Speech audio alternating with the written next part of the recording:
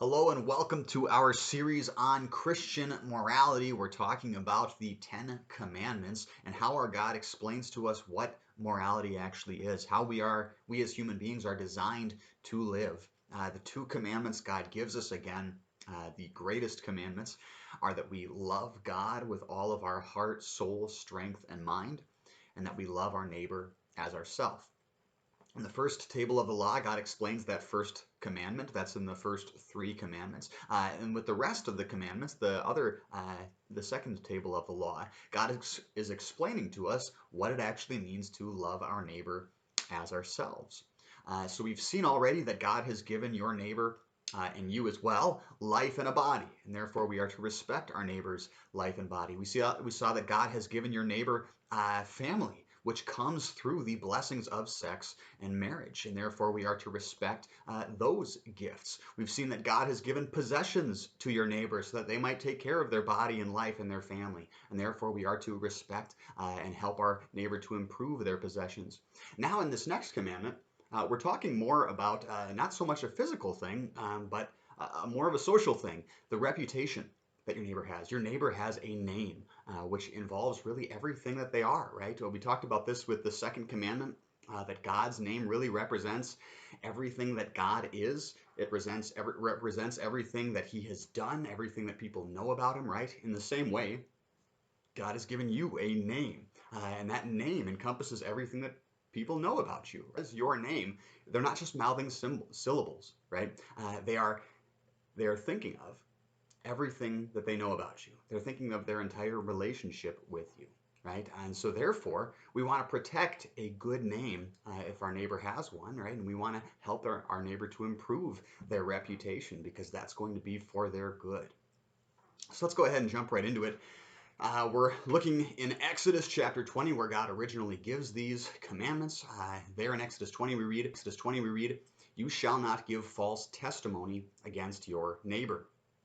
Once again, there's kind of a historical context here, right? As the Israelites were moving into the promised land, one of the major ways that somebody's reputation would get harmed in their culture there was if somebody was taken to court and especially if somebody was falsely accused in court and lost that court case on account of that, right? You can pretty easily understand that a society that is built on false testimony in the judicial system, right? That society is not going to last very long at all, right? And so God forbids this false testimony against our neighbor. But as we dig into God's word, we see that it's not just false testimony in court. It's not just lying when you're on the juror stand or on the witness stand, rather. That God is concerned about. Instead, God is concerned about a lot more. And so we dig into the scriptures, and Luther, in his explanation of this commandment, writes, "What does this mean? We should fear and love God, that we do not tell lies about our neighbor, betray him, or give him a bad name, but defend him, speak well of him, and take his words and actions in the kindest possible way." Now, a number of fascinating concepts here. First off, Luther recognizes again that it's not just a matter of being in court, it's also just the daily ways that you and I talk about our neighbor. That we are not to lie about our neighbor in order to hurt or harm their reputation, right? We're not to betray them if they are trusting us to keep a secret or something like that, right? We should honor that trust that they have given us. We're not to really do anything that harms their good name, right? Now, this gets kind of difficult because sometimes when you're gossiping about somebody, you're telling the truth, right? You're saying something that actually has happened, something they actually did do wrong, right? And so, again, we need to ask ourselves in those moments, why are we speaking bad about this other person? We had a discussion not too long ago at one of my local Bible studies here, where in the town where we were gathering for a Bible study, there was a city official who had stolen quite a bit of money from the town. And so they were all talking about this corruption case that had come up, right? And so we got into this big discussion of at what point are we informing our fellow community members, right? So they're aware of what's going on. And at what point are we breaking this commandment? At what point are we ruining somebody else's reputation? And again, that can be a really difficult path to walk. And one of the things we discussed is in that case, sometimes the real issue, the real lie, is not necessarily the words that we're saying, but the motive from which we're saying it. Am I speaking to you about this political leader because I genuinely want you to be informed so that you can make good decisions about who you vote for? Or am I trying to make that person look bad so that I, on the other side, look good? Or maybe this particular political leader has different political beliefs than I am, right? Am I just trying to score points for my side instead of, again, just a genuine desire to make the community a better place, right? Again, you have to really pause and really examine yourself. It's the easiest thing in the world to assume that my motives are always pure. But if you are really honest with yourself, you'll find that's not always the case. And so you do really need to be very careful with why exactly are you going through these efforts, these actions, or talking in this way. Going back to Luther, though, so he gave us the negatives of this commandment. He also gives us the positives, that we are to defend our neighbor, right? We are to stand up for them, especially when they cannot stand up for themselves. We are to speak well of our neighbor. So if we are going to talk about our neighbor behind their back, right, it's good that we speak well of them, that we talk them up, right, that we build up their reputation. And then finally, that we take their words and actions in the kindest possible way. That's a tough one. It can be really hard, especially when you see somebody do something that's flat out wrong, right? It can be really tough to take those words and actions in the kindest possible way. One example I like to use when talking about this, though, is another simple way to do it again is just to think, how would I treat myself given that situation? So think about, say you're driving, right? If I'm driving and if I'm on the highway and somebody cuts me off, instantly I can tell you everything you need to know about that person, right? They're selfish, they're so self-absorbed, they can't tell that anybody else is around there, right? They're just absolutely horrible person, right? I attribute that action to their character, yeah? But if I'm honest, I've cut off quite a number of people when I'm driving on the highway. And do I attribute the same thing to myself? Do I say, well, that's just evident of my character? No. Instead, I attribute it to the circumstances, right? If I cut somebody else off, it's not because I was self-absorbed, it's because I was just really worried about something, right? Or I was, trying to do so many things at once, right? Or maybe I hadn't quite figured out exactly where I'm going yet, so I'm looking all over the place, right? I attribute it to the circumstances rather than to my character. And so if that's how I judge myself, again, the loving thing to do, the way to properly treat my neighbor is to treat my neighbor in the same way. Right? So if somebody is awful to me, again, a simple way that I can apply this of taking their words and actions in the kindest possible way is simply to say, you know what, maybe they're just really stressed right now, right? Maybe they're just really going through a hard time right now. Something else is going on. And frankly, that could be the case, right? You don't know necessarily what's going through somebody else's mind. They may be really struggling with something and you just have no idea.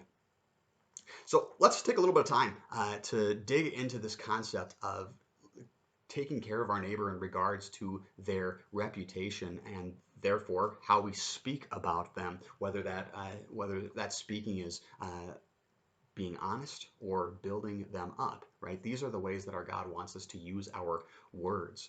And today, for this video, we're going to look at kind of a fascinating book in the Old Testament, a book called Proverbs. It was written by the wisest man ever, as the scriptures tell us, Solomon.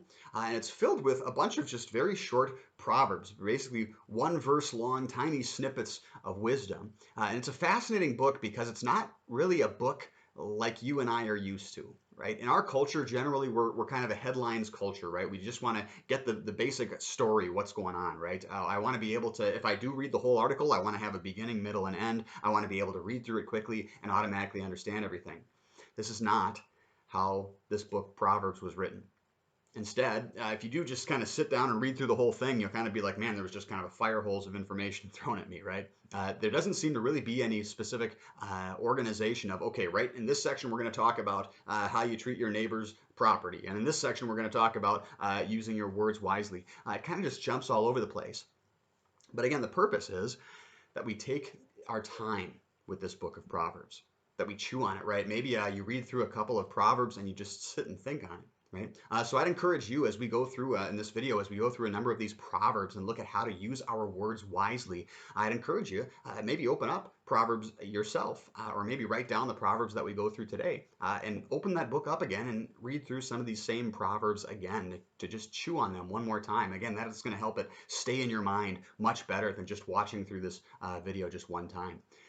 So let's go ahead and jump into it. Our first proverb is Proverbs 22, verse 1, where it says, "A good name is worth more than great wealth. Respect is worth more than silver." I think our culture kind of has a good grapple on this idea. A lot of people do have this concept that, I can, if I lose a bunch of money, I can work and I can get that money back, at least some of it, right? But if your reputation is tarnished, if your reputation gets ruined, that is really difficult to build back. That is really difficult to build up again. And so again, this is another reason why we should value somebody else's reputation, because again, our own reputations are very valuable to ourselves. Proverbs 19 verse 5 says, "A false witness will not go unpunished. He breathes lies and will not escape." Here, we have this concept that if you're going to lie, if you're going to tell untruths, just know that that's going to catch up to you, right? You're not going to get away with it. And this is one of those basic concepts in the Bible that when you and I act wrongly, when we do what is evil, that does come back to bite us. Sometimes just that very action is its own punishment in a lot of ways. And so in the same way, if you decide to live your life building up lies upon lies, if you decide you don't care about searching for the truth, and again, there's plenty of reasons not to search for the truth. Sometimes the truth is scary. Sometimes the truth isn't what we want to hear. But know this, that if you do choose to live your life in lies, you are also making a sacrifice. You are also headed to a much worse place, right? Some more Proverbs for us today. Proverbs 25 verses 8 through 10 says, "Do not be in a hurry to go to court. Otherwise, what will you do afterward when your neighbor humiliates you? Argue your case with your neighbor, but do not reveal someone else's secret. If you do, the person who hears it will shame you, and your bad reputation will never leave you." So two separate Proverbs here. In that first one, it speaks about the wisdom of refraining from passing judgment on somebody else.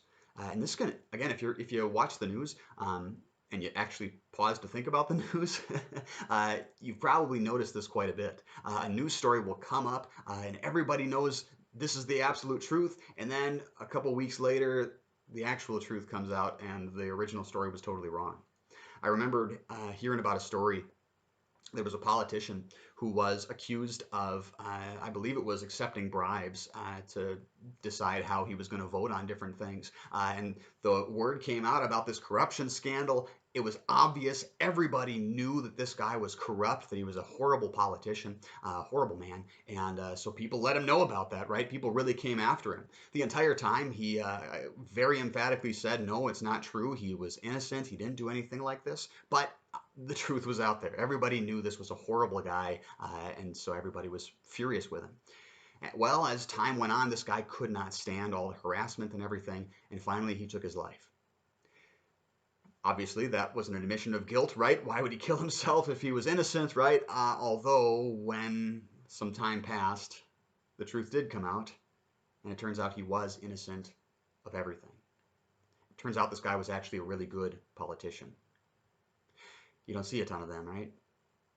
And we lost one of them because we all rushed to judgment, right? Again, this is the danger. When you rush to judgment, when you go straight to the courtroom over something, right? That is when damage, unstoppable damage can happen to somebody's life, right? But if you take some time, if you wait, if you hear something and wait to pass judgment and instead wait to get all the information after that point, then you can really judge properly, right? In general, it will always be much wiser to hesitate when coming to conclusions on these things. The other thing this mentions here, right, is when you are in these court situations, when you are in that judgment situation, right, be very careful not to reveal somebody else's secrets, because that can come around to bite you, right? If you tell what other people have told you in confidence, then other people are going to know, oh, this guy's not trustworthy, right? Who's going to want to trust you if they know that you're the kind of person that tells other people's secrets, right? Let's go on to our some more Proverbs. Proverbs 11, verses 11 through 14. Through the blessing of upright citizens, a city is raised up, but by the mouth of the wicked it is torn down. A person who lacks sense despises his neighbor, but an understanding person keeps silent. A gossip goes around betraying secrets, but a trustworthy spirit keeps a matter confidential. Without guidance, people fall, but in many advisors there is safety. So there's a lot, again, four different Proverbs here for us all to chew on. We'll just kind of do a quick brush through of these ones. Again, I'd encourage you to come back to these and think about them a little bit more. But then that first one, verse 11, the blessing of the upright, a city is raised up, right? When there are good people in your community and they do well, that is good for the whole community.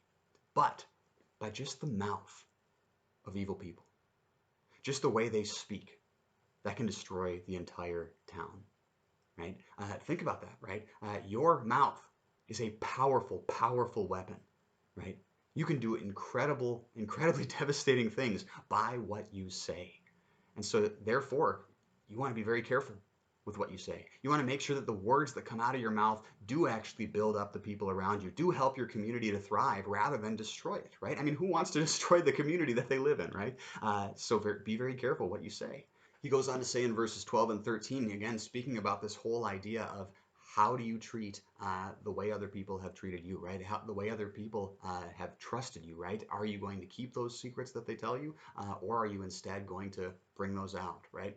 If you have a problem with somebody else, right? Are you the kind of person that is going to provoke that argument right away, or are you going to keep silent, right?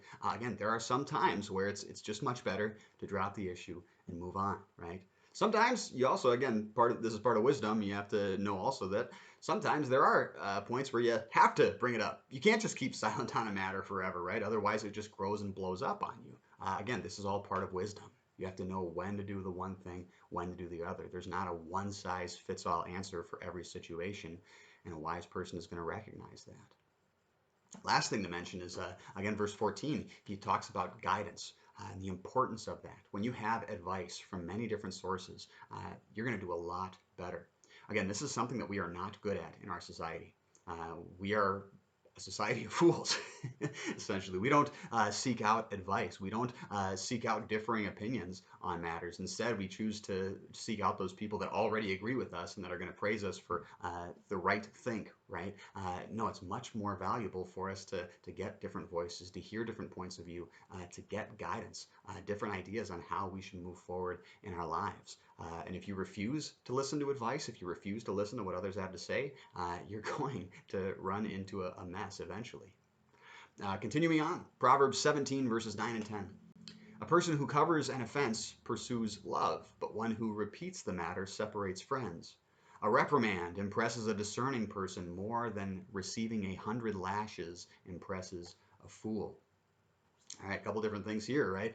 Once again, there's this concept of, do you keep silent on a matter or do you keep on bringing an issue up, right? Again, you can see this a lot of time, especially with couples, right? They'll have some kind of an issue, and rather than dealing with it, they just kind of keep on bickering about the exact same things over and over, right?